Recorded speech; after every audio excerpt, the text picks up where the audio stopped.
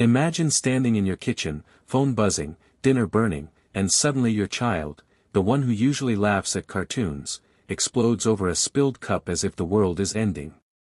You've tried timeouts, rewards, raising your voice, pleading, threatening, and nothing seems to help. The outbursts keep coming, and you begin to wonder, is my child doing this to spite me? Am I the problem? Or is there something I'm missing? If that scene hits close to home, this book, and what I'm about to share, may change everything for you. I promise you this, by the end of our time together, you'll have a new way of seeing explosive behavior, a clear set of tools that are practical, not punitive, and a calmer language to bring into your home. You'll understand why punishments often make things worse, why willfulness is often a misread, and how collaborative, compassionate problem-solving can turn daily warfare into joint work. This is not about perfection or quick fixes. It's about learning a method, one that honors both the child's struggles and the parent's need for peace. The heart of Ross W. Greene's approach is simple but radical. Children become explosive not because they are bad or defiant, but because they lack certain skills needed to handle expectations. These lagging skills, like flexibility, frustration tolerance, problem-solving, and communication, make ordinary demands feel impossible. When a child repeatedly reacts with extreme, out-of-proportion behavior, it's a signal that their stress and their skill gap have collided. Greene asks us to stop seeing behavior as willful misbehavior and start seeing it as a mismatch between what's expected and what the child can do. That reframing alone shifts guilt into curiosity and blame into possibility. Let's walk through this book like a long, steady conversation, chapter by chapter, story by story, and pull out not just theory, but real-life ways to make mornings gentler, homework less explosive, and family life more trusting. Along the way I'll answer these questions parents keep asking: why is my child so explosive? How do I calm them? Is this ADHD or something else? How do I stop power struggles? What is collaborative and proactive solutions, or CPS? You'll hear scenarios you recognize, and you'll leave with the practical plan B conversations that ask us to pause and change the story we tell ourselves. Most parents face the same inner monologue after a meltdown: if only they would listen. Greene says listen, but not just to words. Listen to the pattern. Notice what precedes outbursts. Look for the triggers that consistently precede explosions.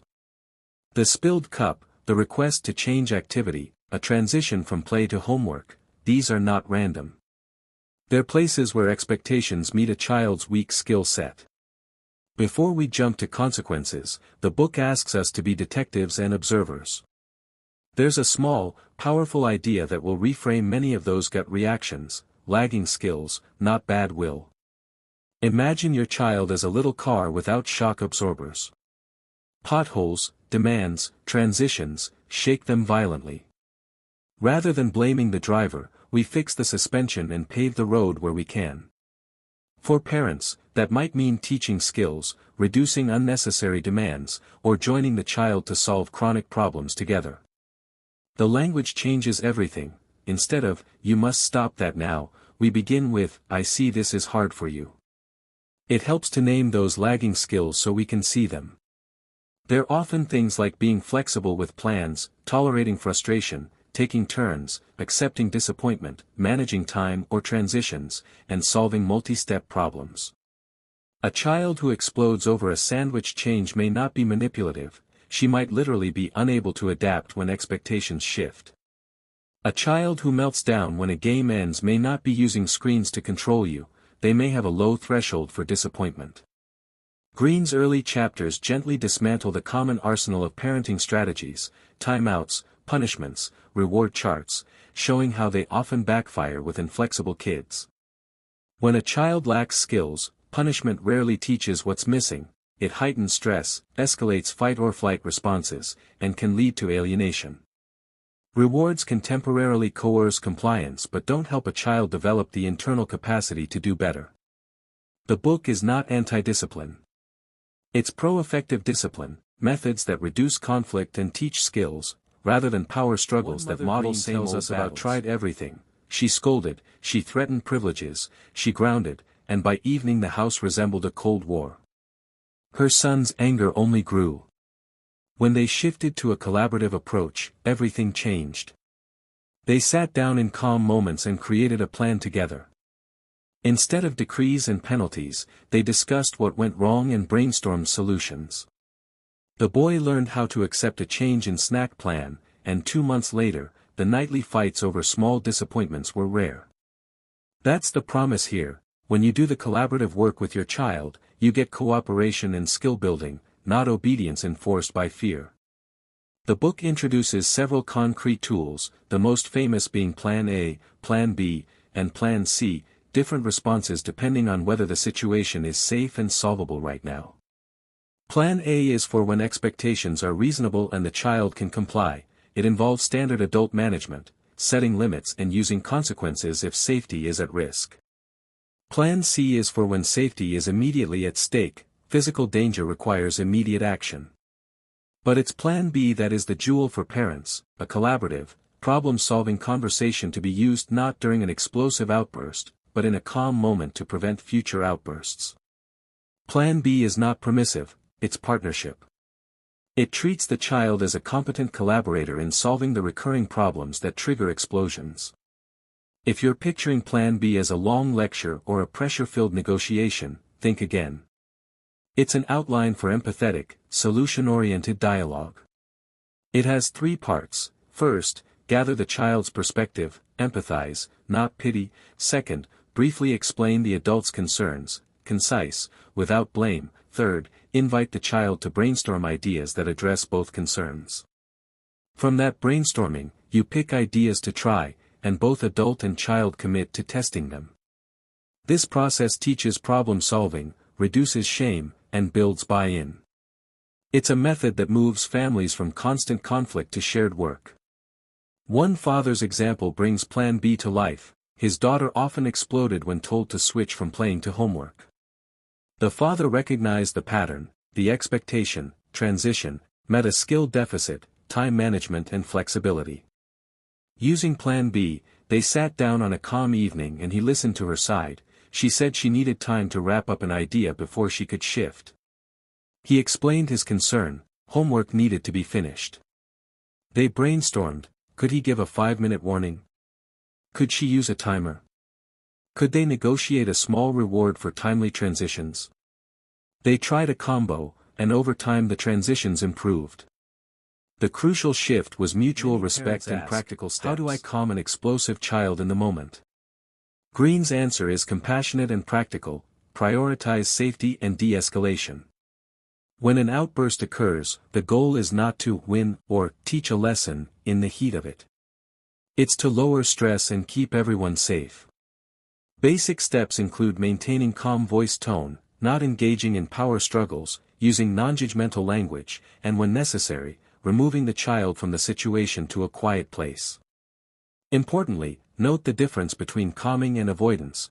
Calming is a temporary measure to restore safety and stability. Avoidance is ignoring the problem. After calm returns, the problem gets addressed with Plan B. You might be wondering how this model intersects with diagnoses. Is explosive behavior a sign of ADHD, ODD, or autism? Greene clarifies that explosive behavior is less a diagnosis than a description of how a child responds under stress.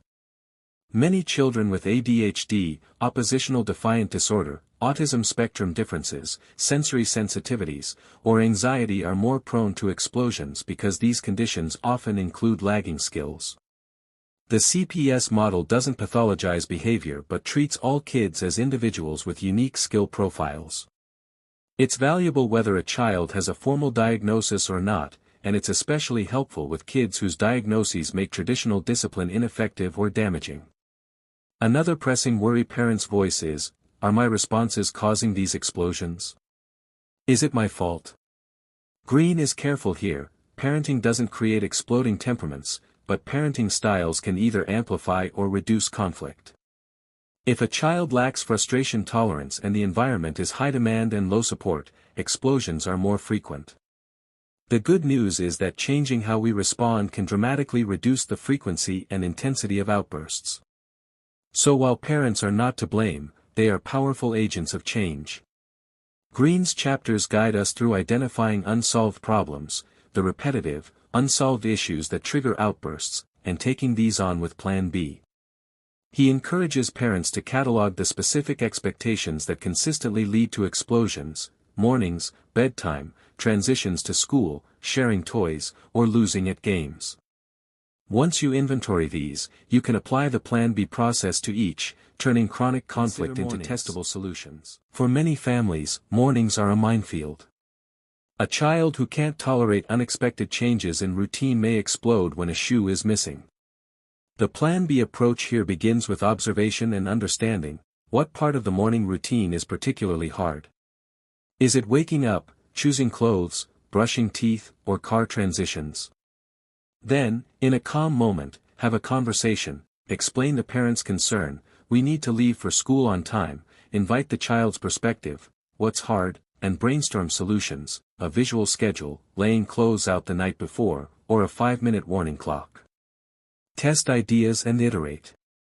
Over time, what once caused daily battles becomes manageable. Another area Greene focuses on is the sibling dynamic. When one child explodes frequently, siblings often live in the fallout: resentment, silence, or constant caregiving. Parents worry: how do I support siblings without neglecting the child who needs help? Greene recommends honest family conversations that normalize the struggle but also allocate protection and shared solutions. Siblings can be part of problem solving where appropriate, and parents should explicitly acknowledge the unfairness siblings often feel. Family meetings that include siblings in brainstorming solutions for routines rather than secrecy can build empathy and reduce resentment. Greene's model also changes the way we communicate consequences. Rather than punitive responses that escalate, natural and logical consequences that teach without shaming are preferable. For example, if a child consistently forgets homework because they run off to play and explode when asked to stop, a natural consequence might be having to do the homework during a calm family time with less preferred options removed temporarily. But even here, Plan B is better: collaborate to find ways the child can remember homework or adjust the routine to reduce the conflict. Many parents ask, what about school? How do I talk to teachers about my explosive child? Greene provides a compassionate script for communicating with schools. Start by describing observable behaviors, not diagnoses or labels. Share patterns: what precedes outbursts, what calms the child, and what supports work at home. Propose Plan B collaborations at school: can the teacher give a 5-minute warning, or a safe space to regroup? Successful school partnerships involve mutual respect and practical strategies rather than demands for punishment. When teachers understand that behavior stems from lagging skills, they're often willing to try alternative approaches. Can kids grow out of explosive behavior? The short answer is yes, many can, because skill building, environmental adjustments, and consistent collaborative problem solving help children develop resilience. But it's not inevitable and not always quick. Some children with severe lagging skills or comorbid conditions may need additional supports: behavior therapists trained in CPS, occupational therapy for sensory challenges, or psychiatric input for severe mood or impulsivity issues. Greene emphasizes early intervention and consistent application of Plan B to give children the best chance to build skills. Greene also teaches parents to resist the shame spiral that often follows repeated outbursts. Shame is corrosive and counterproductive. When a child explodes and the family responds with anger, blame, or exclusion, the child learns to hide emotions or feel unlovable. Instead, the CPS approach reframes events into shared problems to solve, which preserves dignity and connection. Repair matters. After every meltdown, a brief acknowledgement and conversation about what to do differently later reinforces trust and mutual respect. You may be wondering about the practical wording of Plan B. What exactly do you say? Greene provides scripts that are short and functional. A Plan B conversation could begin like this: I've noticed we get into a lot of trouble when it's time to stop playing and start homework. I worry that we're both getting upset and not finishing what we need to. Tell me what's hard about stopping your game. Listen. Reflect. Then, I hear that you need more time to finish a level before you switch. I also need homework done before dinner. Let's think of ways that will help both of us. Any ideas? Brainstorm, test, and pick something. It's important to note that Plan B works best when the adult is calm and the child feels safe. That's why proactive work matters. Plan these conversations when feelings are down. If a child is still highly stressed, Plan B will be ineffective. So there's a rhythm. Stabilize also addresses how to help parents change long-standing habits. It's not easy to stop yelling or stop resorting to rewards. These patterns are often entrenched and fueled by stress. He recommends starting small. Pick one unsolved problem to tackle with Plan B, track progress, celebrate small gains, and gradually expand.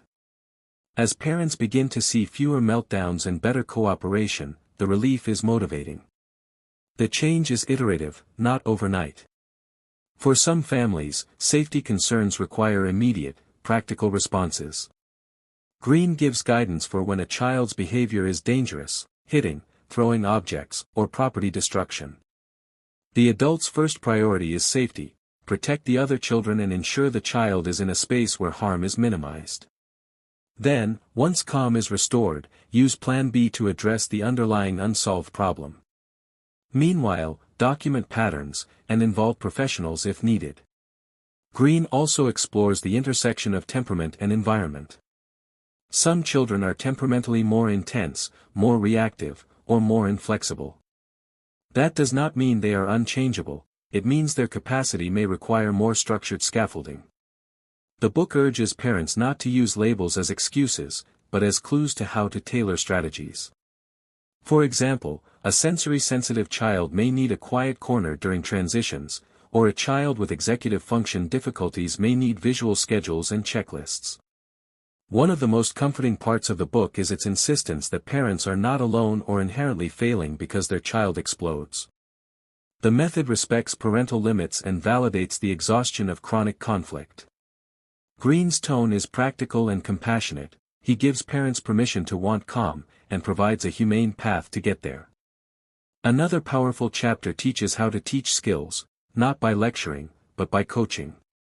Skill building can be embedded in everyday routines when done collaboratively. If a child struggles with flexibility, practice small, manageable variations with positive reinforcement rooted in the child's involvement.